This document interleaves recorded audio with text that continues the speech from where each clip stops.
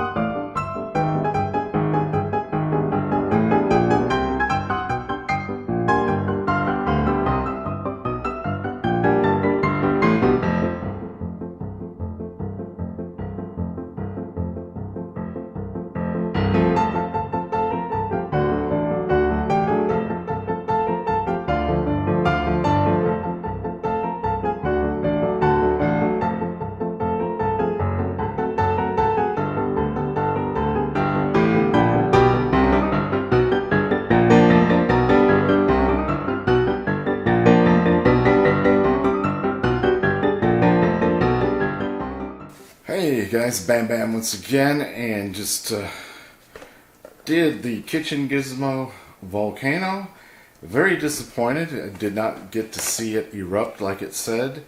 It did leave the microwave smelling really vinegary, and could have just done it with a spray bottle of vinegar and got the same result. So although it looks cute and fun, it really serves no purpose. So I definitely cannot recommend this to you, but at least we tried, so there you have it.